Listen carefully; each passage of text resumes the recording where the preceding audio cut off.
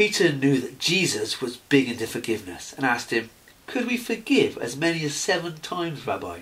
Jesus replied, "Not 7 times, but 70 times 7. Just keep forgiving. There is no place for unforgiveness in my kingdom, in my economy of grace." Look, there's this king whose servant owed him more money than you could possibly imagine. He said to him, "You owe, you pay. Because you can't, I'm going to sell all you've got, including your family." But the servant pleaded, "No, have mercy, give me time, and I'll pay you back every penny." Both the king and the servant knew that this was impossible. The servant, however, puts on an Oscar-winning performance. The king was so moved with compassion that he forgave him every penny. But of course, you just can't forgive debt. Someone has to pay. It cost the king, and he paid. In the same way, King Jesus forgives us all that we've done wrong, and he releases us from the cost, a death penalty, if we will enter his economy of grace. The same servant was owed a small amount by another servant, who similarly pleaded with him, "Have mercy, give me time, and I'll pay you back every penny."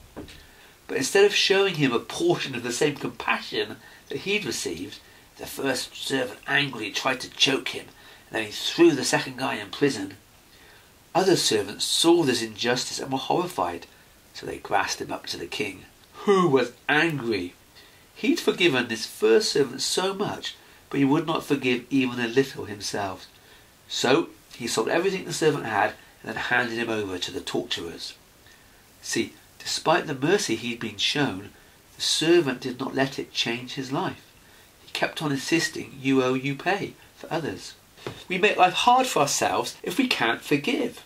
We might find that our minds get distorted by lies and theft, bad thoughts which get put in there, and good things taken out, such as God's joys, peace, and those promises that we once received from him, and our Christian lives become much harder. Also, no matter how big the wrong done to us, if we don't seek God's help to forgive, then we can become trapped in anger and bitterness. And some of us have had great injustices done to us, some very painful ones, but no one has hurt you as much as God has forgiven you. There is no place in your life for unforgiveness. So don't get bitter, get better. Live in the economy of grace and the stream of love and mercy that comes from Jesus. Stand firmly in that stream and let his love and forgiveness flow through you to everyone that needs it.